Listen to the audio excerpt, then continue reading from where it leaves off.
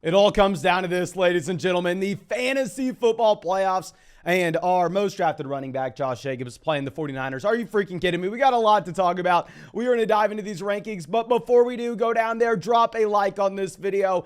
And if you want to check out any of these player props, you know this video is brought to you by Underdog Fantasy. When you sign up for Underdog Fantasy and use promo code FLOCK, they're going to match your first deposit dollar for dollar up to $100. And you can get into 2023 drafts with us starting today on the live stream. Y'all know we did over 700 2022 drafts on Underdog. Best ball drafts, so no time commitment during the season. My favorite way to play if we're going to be looking at 700 plus leagues. When you sign up with promo code FLOCK, they're going to match your deposit and available in damn near every state. Link in the description, link in the comment section. But I think that should be about it. Let's go through. Let's dive into it. Tier 1, CMC Eckler. I don't think we need to talk about this too much. Of course, this is going to be for a full PPR format. Both running backs are going to be heavily involved in that full PPR format in the receiving game. With Christian McCaffrey, obviously you're hoping that Deebo Samuel doesn't play. However, even if Deebo does, you move him down to number 2 instead of number 1. Now going down to tier 2, we're going to go Saquon Barkley at 3. Not going to lie to you, this week it's very difficult after the first two guys. I don't really know what to do. Saquon is favored going up against the Indianapolis Colts, and I know causation does not equal correlation. Of course, it's not this simple. But if we do look at games where the New York Giants have won, Saquon Barkley has been significantly better from a fantasy football context in those contests. It's a night and day difference. I think they lead the game against Indy. I think that they are able to run the ball consistently. And then at 4, we're going to go Dalvin Cook with Dalvin. I think it's going to be a very high scoring game against the Minnesota Vikings and Green Bay Packers. I think Dalvin Cook's going to get almost every single touch out of his backfield. I think it's going to be involved as a pass catcher. And there's so many running backs we're not excited about this week.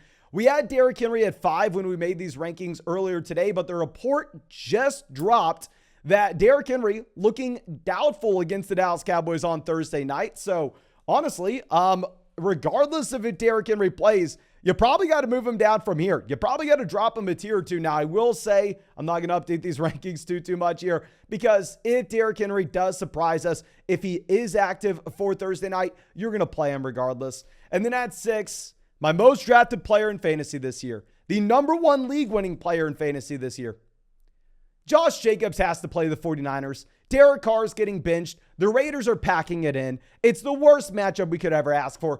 Fantasy gods, why must you do this? Why must you hate me? Josh Jacobs, I would love to put him as a top 3 running back. I mean, he's been that top 3 running back in that PPR format all season, but it's just such a brutal matchup and a bad offense now.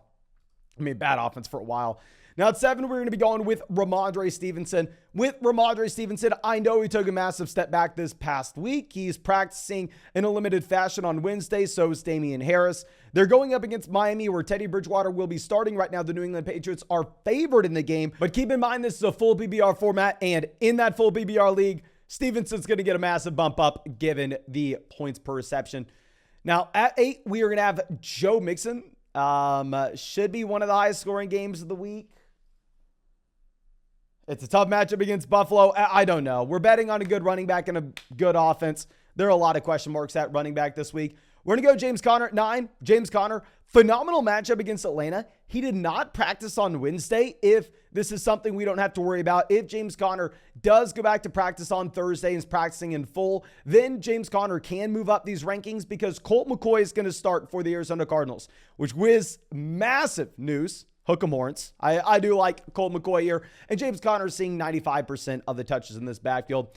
And then at 10, we're going to go Tony Pollard against the Tennessee Titans. I mean, especially if Derrick Henry's not playing in this game, the Dallas Cowboys are going to win by 1,000,000 points. I mean, if we are looking at weeks 8 through 16, everybody that's watching this is a premier right now. I want you to guess. Where do you think Tony Pollard is finished in a running back points per game perspective, PPR format, weeks 8 through 16?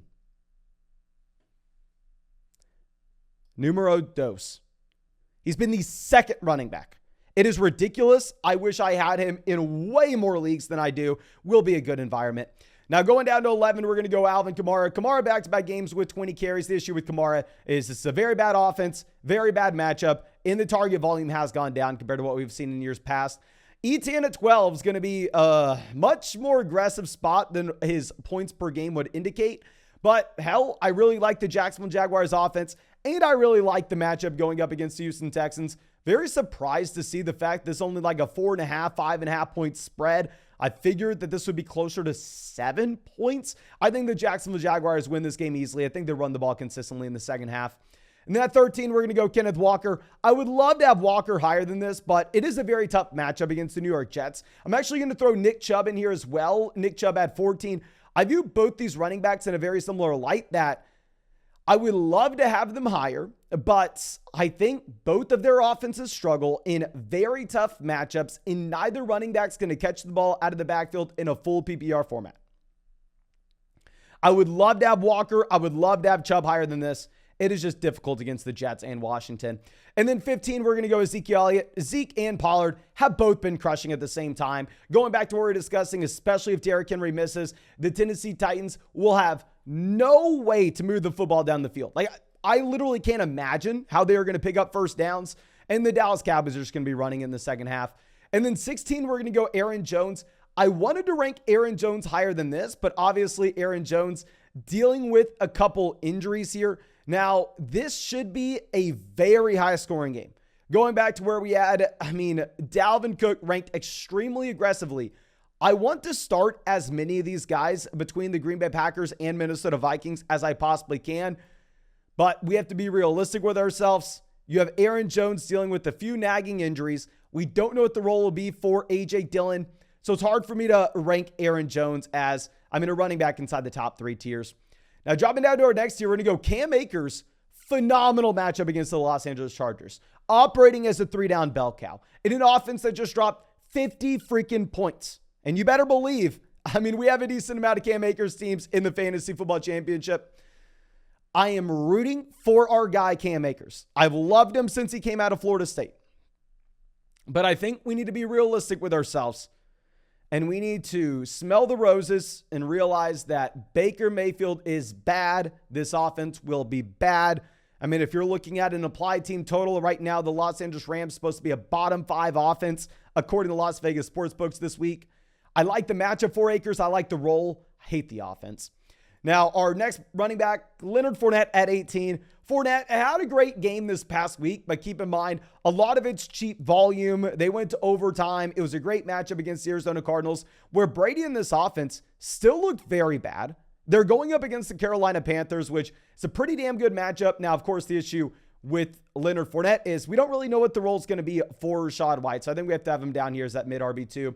19, we're going to go Miles Sanders. Jalen Hurts is not playing against the New Orleans Saints. Please don't think Jalen Hurts is playing. Sanders actually missed practice on Wednesday as well. Not too concerned about this with Miles Sanders. Reports saying it could probably just be a management thing. Against the Saints, it's a whatever matchup. I don't really care too much. The Philadelphia Eagles are favored by a decent margin in this game. I think they will be able to establish a run.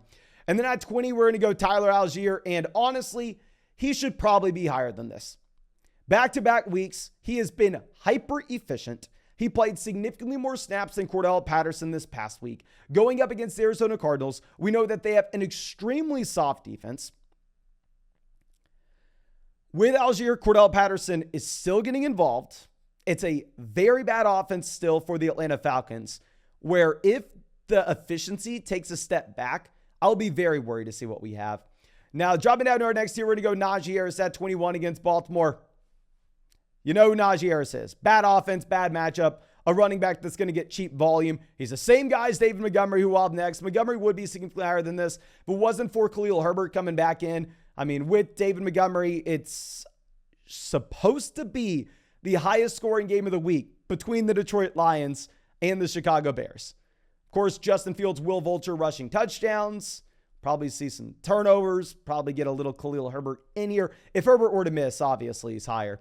And then 23, we're going to go Dobbins. Dobbins continues to split the backfield with Gus Edwards. 24, we're going to go with DeAndre Swift. Swift played significantly more snaps than both Jamal Williams and Justin Jackson this past week, but it's still a 3-man running back by committee. You really like the matchup going up against the Chicago Bears, where the only team with the higher implied team total right now than the Detroit Lions is actually going to be the Kansas City Chiefs. Vegas is really on this Lions offense this week. And then 25, we're going to go A.J. Dillon. If Aaron Jones were to miss, please move A.J. Dillon higher than this. If Aaron Jones were to miss, A.J. Dillon, minimum top 5 running back ranking. Actually, it's probably pretty aggressive. As you can tell, I really want a lot of points scored in this Green Bay Packers Minnesota Vikings game. My Best Ball Mania Finals team is going to be centered around this game. So I'm hoping for fireworks. I truly am. For to be realistic, if Aaron Jones were to miss, he doesn't go to be in a top 5 RB. He probably is a top 10 running back. We are going to have to continue to monitor the injury reports with Aaron Jones. However, he's just dealing with so many lingering injuries. Now, dropping down to our next tier, we're going to go Jerick McKinnon at 26. I don't know what to assume. A lot of people were very mad for us on having Jerick McKinnon too low in our rankings last week, having him as a low-end RB2. Going up against Denver, I just don't see how McKinnon's the guy here. I think maybe you get a little more Pacheco. I just think projecting these running backs and starting them in your fantasy football championship is so difficult. They definitely have the ceiling, but unless we know the guaranteed usage, I'd be very worried. We're going to go Jamal Williams at 27 with Jamal Williams. If it was a 2-man running back backfield, he would be higher than this. If Justin Jackson wasn't seeing anything, then you bump Jamal Williams up a tier. You bump DeAndre Swift up a tier. But the issue is it's a 3-man backfield, not a 2-man backfield now. And Deontay Foreman also in that 3-man running back by committee. Now, of course, the Carolina Panthers scored 1 million points this past week. They were able to run the ball over and over and over again. Chuba Hubbard and Deontay Foreman both had phenomenal performances, primarily Foreman. And I'm rooting for our guy, Hokum Lawrence. But realistically speaking, this is a running back by committee for the Carolina Panthers. Deontay Foreman's not a running back that's going to catch the ball. And it is a tough matchup going up against the Tampa Bay Buccaneers. So while we said to bench Deontay Foreman this past week, and we look like an idiot, I'm going to say the same thing again this week. I think he does come back down to earth, even though, trust me, I would love for me to be wrong on that. But let's go over to our next spot, which will be Rachaad White, 29. In that same game going up against Carolina Panthers. Looks like Leonard Fournette's fully healthy. Looks like Leonard Fournette is the guy. Now, the issue is if Rachaad White were to get every target out of this backfield, which, hell, he is a phenomenal passing down running back, we could move him up to being a top 24 guy in a full PPR format. But Leonard Fournette is the dump-off guy. That's Leonard Fournette's job. That's Leonard Fournette's duty. And it's going to be so hard for Rachaad White to get there in that fashion. Now, our last guy, Pacheco, going back to what we were saying previously, I just really don't know how we should be projecting this running back by committee. I don't want to start either Kansas City Chiefs running back this week. Very similar right outside this list. We have like the Latavius Murray, Chase Edmonds backfield split. Don't really know what to expect there. We have the Devin Singletary, James Cook backfield split. Don't really know what to expect there. We have the Brian Robinson, Antonio Gibson backfield split. Don't know what to expect there. However, Brian Robinson may be a running back that skyrockets up these rankings. If Antonio Gibson misses, do not be surprised for us to move Brian Robinson from someone that I really don't have much interest in at this point in a full PPR format to a running back that's hovering around running back 16, running back 15.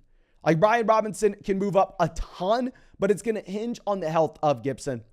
But I think that's all I got for you. Of course, thank you so much for checking out this video. If you enjoyed it, go down there, drop a like. If you want to check out any of these player props, you can find them on Underdog Fantasy, where you can get into drafts with us as well. And when you sign up with promo code FLOCK, they're going to match your first deposit dollar for dollar up to $100. And on top of that, hell, it's available in damn near every state. Now, I think that should be it. Thank you again for being a member of the Flock. Thank you for supporting the channel. I hope you have a great day, and I'll be good to see you in the live stream tonight.